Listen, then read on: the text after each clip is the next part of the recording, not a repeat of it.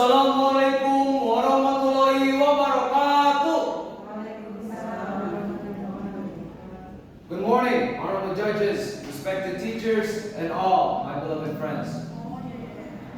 First of all, I stand here before you to deliver a speech themed the potential youngsters of today as leaders of tomorrow's nation.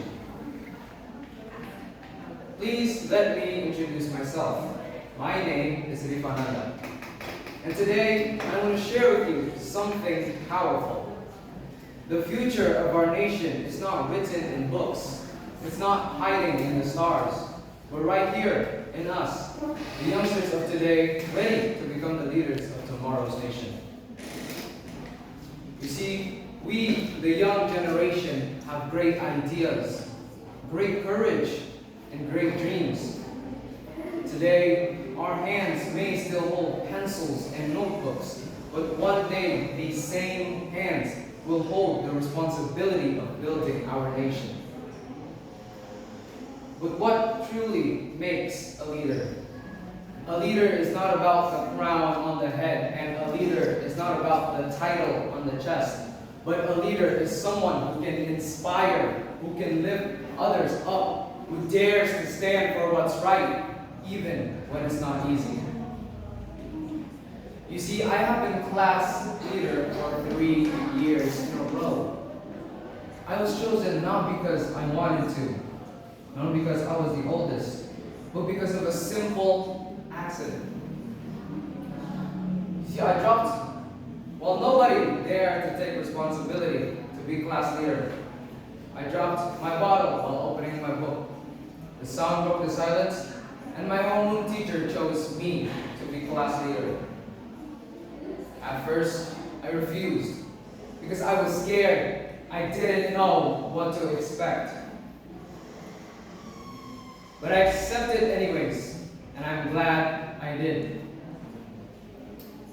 Since then, I have handled problem after problem, given solution after solution, taken responsibility for my decisions, and still to this day, I serve as class leader. So for anyone who is doubtful about being class leader, just try and try and try again. And who knows, you might be a capable leader later in the future. My dear friends, leadership begins now. When we choose kindness instead of hatred, when we raise our voices for truths and not lies, when we share knowledge instead of keeping it to ourselves, and when we stand up for others who cannot stand up for themselves. These small actions may seem simple, but these small actions are the seeds of greatness. The world today is full of challenges: global warming, poverty, injustice. But it is also full of opportunities: technology, education, and international connections. The question is, are we ready to face them? Because I think we are. For we, the young generation, have something far, far stronger than fear: strength and bravery. So let us rise and let us use our time wisely. Let us hang our dreams higher than the sky, for one day when people ask, who will lead this nation? The answer will be clear. It is us, the young generation, ready to become the leaders of tomorrow. Ladies and gentlemen, thank you for your kind attention. Wassalamualaikum warahmatullahi wabarakatuh. Okay, good. Rifananda. What is your nickname? Rifananda?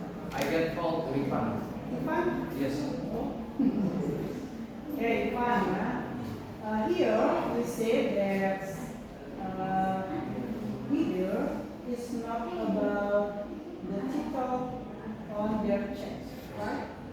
Because you see, No, wait. My question is, do you think that the education is important to be a leader? because you see, I've heard this quote before, that a child without education is like a bird without wings. So how can a child be successful in society without knowledge? And how can a bird fly in the sky without wings?